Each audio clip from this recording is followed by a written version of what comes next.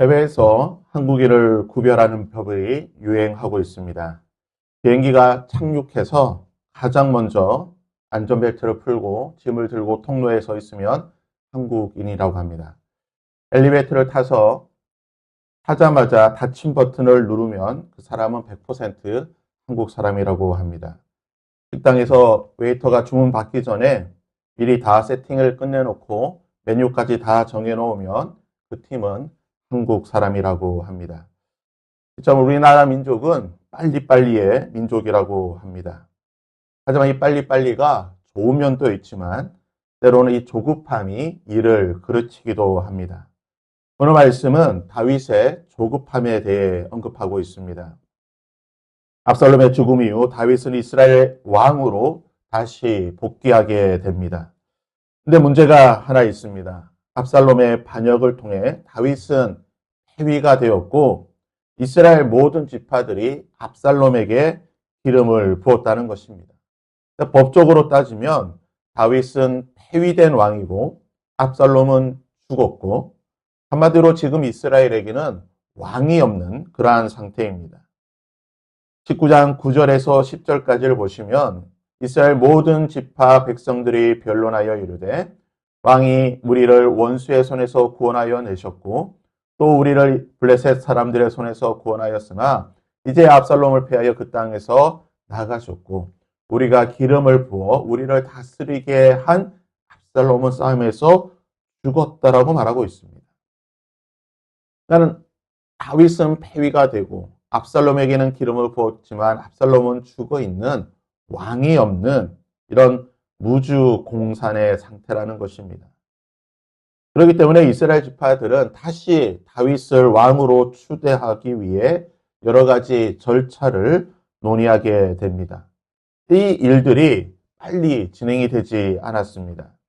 그래서 다윗은 자신을 빨리 왕으로 추대하고 다시 예루살렘으로 모셔오는 일에 속도를 낼 수 있도록 유다 지파에게 명령을 내리게 되는데요. 19장 11절에 보시면 다윗 왕이 사독과 아비아달 두 제사장에게 소식을 전하여 이르되 너희는 유다 장로들에게 말하여 이르기를 왕의 말씀이 온 이스라엘이 왕을 궁으로 도로 모셔오자 하는 말이 왕께 들렸거늘 너희는 어찌하여 왕을 궁으로 모시는 일에 나중이 되느냐. 다윗의 마음도 이해가 갑니다. 지금 이스라엘엔 행정적으로 공백이 생겼습니다. 혼란한 틈이 생긴 것입니다.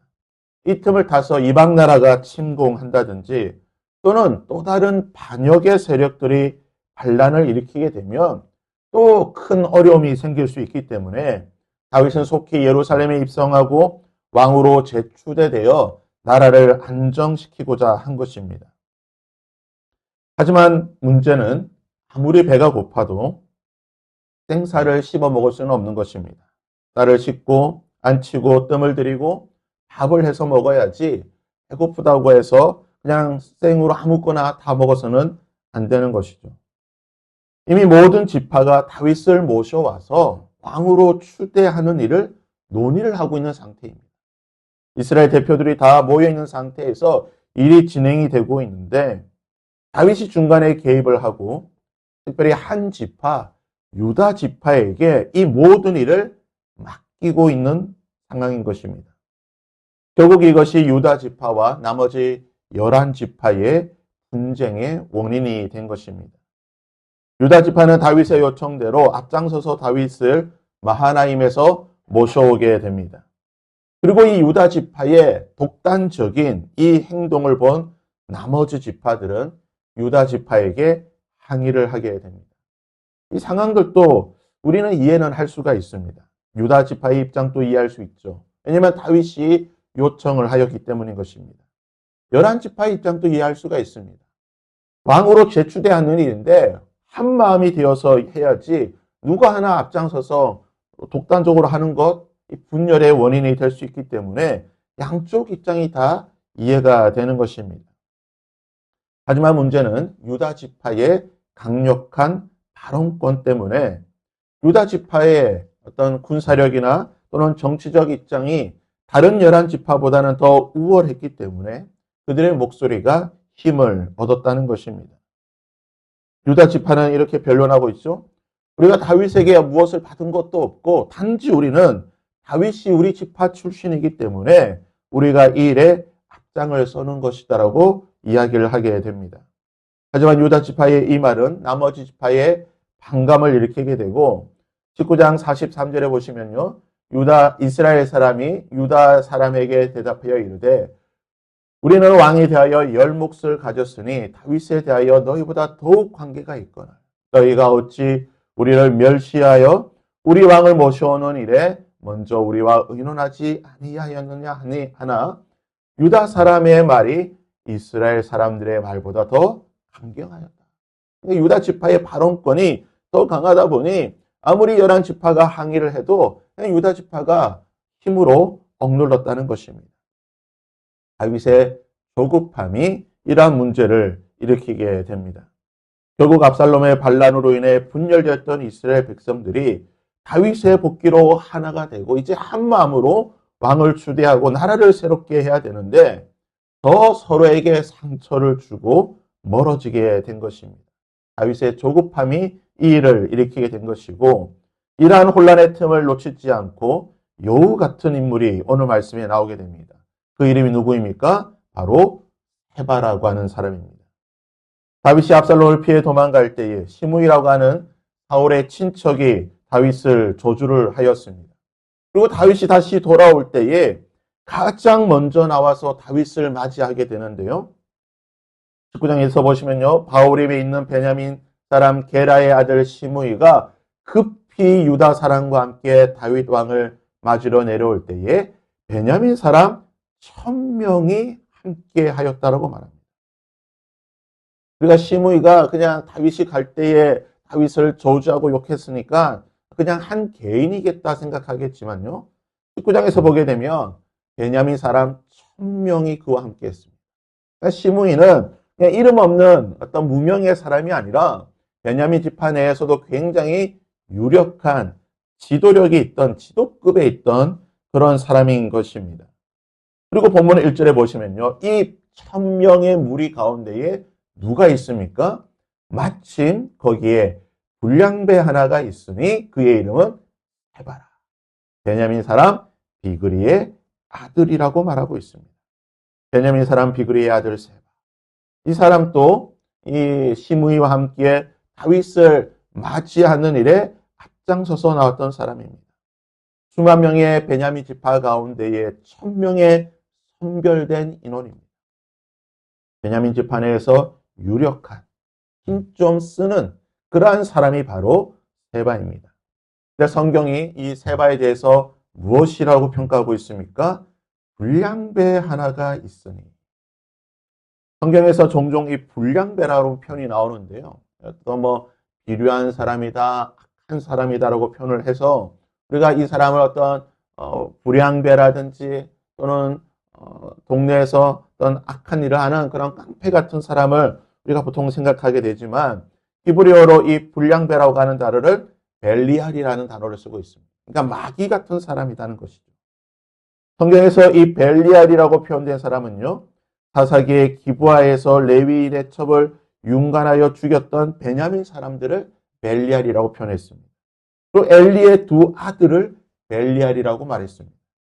사울이 왕이 되었을 때 사울에게 예물을 바치지 않았고 사울을 조롱했던 일단의 어떤 그런 정치적 세력들을 벨리알이라고 말했습니다. 다윗이 아말렉을 진멸할 때 함께 진멸하고 그 전리품을 나누지 않자라고 말했던 사람들이 바로 벨리알이라고 말합니다.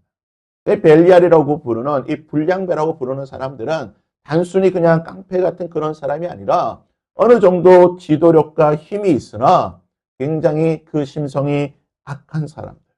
거짓말에 능숙하고 목적을 이루기 위해 수단과 방법을 가리지 않았던 악한 사람들을 표현할 때에 벨리알이다, 불량배다라고 표현을 하고 있습니다. 바로 헤바가 이 벨리알, 불량배라고 말합니다. 그는 악한 목적을 가지고 자신의 힘과 자신의 지위와 자신의 능력을 악한 방법으로 이용한 사람입니다. 그는 다윗을 대적하여 이스라엘을 분열시키게 됩니다. 이에 온 이스라엘 사람들이 다윗 따르기를 그치고 올라가 비그리의 아들 세바를 따르게 되었다는 것입니다. 그는 단순히 사람들의 마음을 분열시키고 나누는 것에 그치는 것이 아니라 반란을 일으켰습니다. 겨우 회복되고 하나가 되려고 하고 있던 다윗의 왕국을 분열시키고 나누었던 것입니다. 이런 세바의 반역에 대해서 다윗은 이렇게 평가를 하고 있죠. 다윗이 이에 아비새에게 이르되 이제 비그리의 아들 세바가 압살롬보다 우리를 더 헤아리니 너는 내 주의 부하들을 데리고 그의 뒤를 쫓아가라. 그가 견고한 성읍에 들어가 우리들을 피할까 염려하노라. 세바의 반역이 왜 일어난 것입니까? 결국은 다윗의 조급함이 원인이 된 것입니다. 순리대로 천천히 좀 기다리며 여유 있게 마음을 가지고 있으면 되는데 다윗이 너무나 조급하게 행동한 것입니다. 조급하게 유다 지파 사람들을 다그치게 되고 오늘 본문의 말씀에 보면요.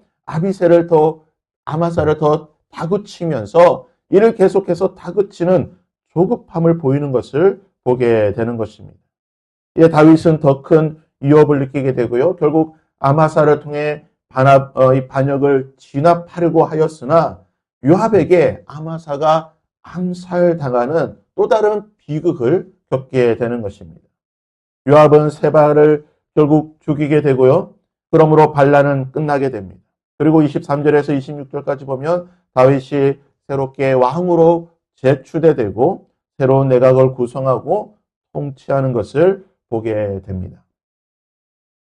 사랑하는 여러분, 다윗의 이 조급함은 또 다른 아픔과 또 불행의 원인이 되었습니다.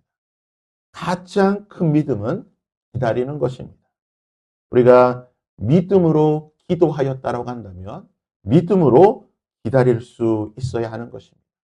그러니까 믿음으로 선을 행하였다라고 한다면 믿음으로 기다릴 수 있어야 하는 것입니다. 믿음은 기다림인 것입니다. 그러기에 시편 기자는 이렇게 노래하였습니다. 나의 영혼이 잠잠히 하나님만 바라며. 나의 영혼이 잠잠히 하나님을 기다릴 때에 믿음 가운데에 기다릴 때에 나의 구원이 나의 능력이 나의 은혜가 하나님께로부터 임하는 것입니다. 오늘 하루 조급함 대신에 물론 우리가 기도에 또는 우리의 믿음에 우리의 행함에 빠른 열매와 결과가 있으면 좋겠지만 그러나 믿음은 기다림이기에 조급함 대신 주 앞에서 기다리며 하나님의 때를 바라볼 수 있는 저와 여러분이 될 수 있기를 주님의 이름으로 부탁드립니다.